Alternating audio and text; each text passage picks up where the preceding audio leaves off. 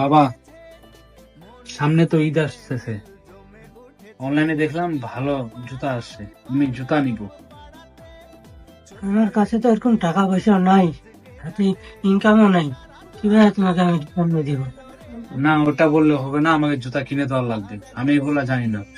এবার এত বড় একটা ঈদ আছে, আমি যদি জুতা না দিতে আমি খাওয়া দাওয়া বন্ধ করে দিব, আর আমি বাসা থেকে চলে যাবো। আমাকে আচ্ছা জুতা কিনে দাও। বাবা, রাগ করিও না, আমি দেখতেছি কিভাবে ব্যবস্থা করতে পারতেছি, আমি তোমার জুতা কিনে দেবো। আচ্ছা ঠিক আছে, যাক বাবা, জুতা কিনে দেওয়া চাইছি। शिकस्त ही हुआ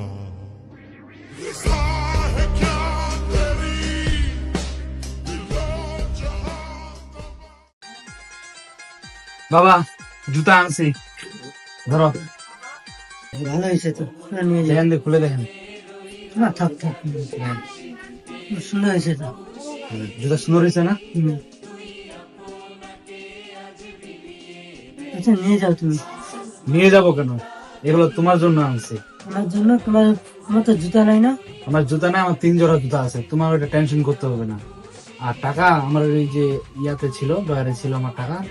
তোমার টাকার দরকার না, ওটা আমার টাকা দিয়ে এটা তোমার জন্য আমি কিনে আনছি। কিছু তো দিতে পারি না তোমাকে, এখনো কোনো ইনকাম করি না। তো ভাবতেছি সামনের বছর থেকে পড়াশোনা শেষ হোক, তারপর ইনকাম করবো। ইনকাম করে তোমার যত চাহিদা আছে সব পূরণ করবো। তুমি তো আমার জন্য অনেক কিছু করলা।